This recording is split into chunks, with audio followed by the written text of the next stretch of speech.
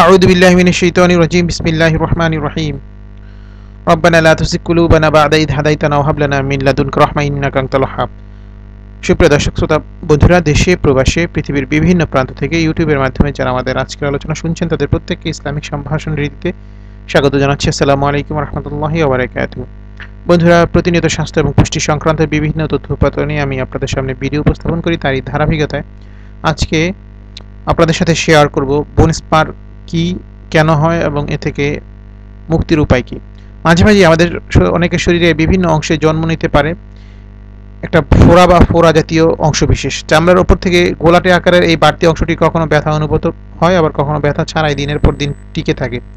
এরা মানব দেহে আর শরীরের এই গোলাটের উঁচু আর বাড়তি অংশটিকেই বলা হয় ডাক্তারি ভাষায় বোন স্পার বা অস্টিওফাইটিস। বেশ কিছু কারণে এই বোন স্পার হতে পারে মানুষের শরীরে। শারীরিক নানা রকম প্রদাহ, হাড়ের গঠনে পরিবর্তন, অতিরিক্ত শরীর চর্চা, অতিরিক্ত ওজন বা খুব বেশি চাপ নেওয়ার মতন কাজ অনেকবার করার কারণে মানুষের শরীরে তৈরি হতে পারে সমস্যাটি। বোন স্পার শরীরের যে কোনো অংশের হাড় থেকে জন্ম নিতে পারলেও সাধারণত দ্রুত হাড়ের যেখানে যুক্ত হয়েছে বা সংযোগস্থল সেখান থেকে এটা জন্ম নেয়। এছাড়াও মাংসপেশি, লিগামেন্ট বা রগেও হয়ে থাকে এই স্পারগুলো, যা না বুঝেই অনেকে নানা রকম চিকিৎসা চালানোর চেষ্টা করেন এবং ফলে শুধু বোন স্পারের ব্যথা বা অস্বস্তিই নয়, সেই সাথে যুক্ত হয় আরও নানান ঝামেলা। তো চলুন আমরা আজকে আপনাদেরকে ঘরোয়াভাবে এই সমস্যাটি কিভাবে দূর করা যায় সে বিষয়ে কিছুটা টিপস শিখিয়ে দিচ্ছি। বোন স্পারের ব্যথা দূর করার ঘরোয়া উপায়গুলো হচ্ছে, বোন স্পারের ব্যথা যদি কারো হয় সেক্ষেত্রে বরফ ব্যবহার করতে পারেন। যে কোনো ব্যথা পেলেই প্রথমে যে কাজটি আমাদের মাথায় ঘুরপাক খায় সেটা হচ্ছে বরফ। আর তাই বোন স্পারের ক্ষেত্রেও বরফকে কাজে লাগান। ব্যথার সাথে সাথে প্রদাহকেও বাধাগ্রস্ত করে এটি।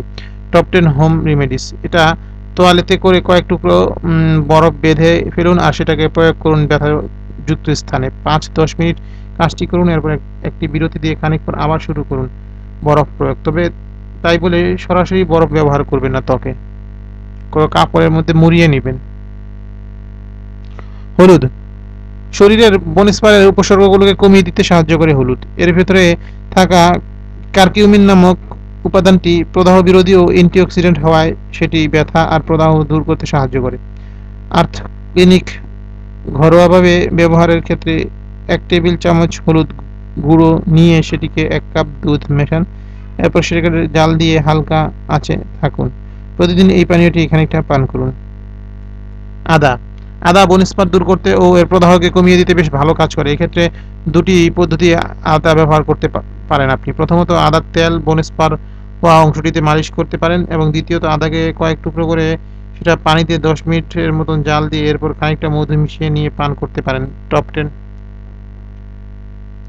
Apple cider vinegar. Apple cider vinegar শুধু শরীরের প্রদাহই দূর করে না, বোন স্পারের হওয়া থেকে এটাও খুব সাহায্যকারী, ব্যাপারগুলোকে থামিয়ে দেয়।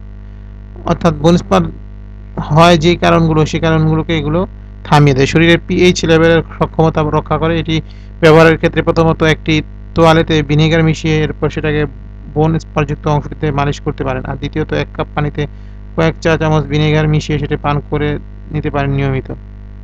খাদ্যাভ্যাসে পরিবর্তন শরীরে বোন স্পারগুলো দেখা দেয়, নিজের খাদ্যাভ্যাস বদলে দিতে পারেন আপনি।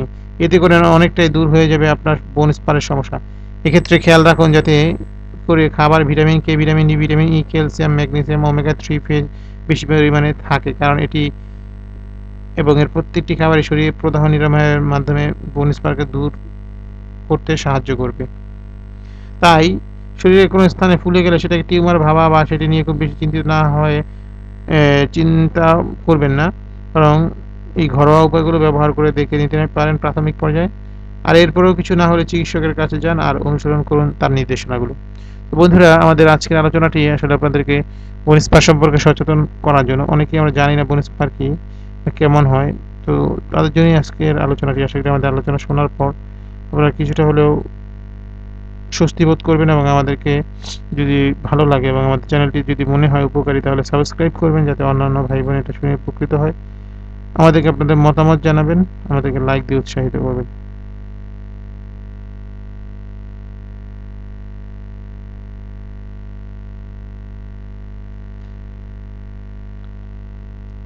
তো বন্ধুরা আজকে এ পর্যন্তই, ভালো থাকুন। আল্লাহ হাফেজ। আসসালামু আলাইকুম ওয়া রাহমাতুল্লাহি ওয়া বারাকাতুহু।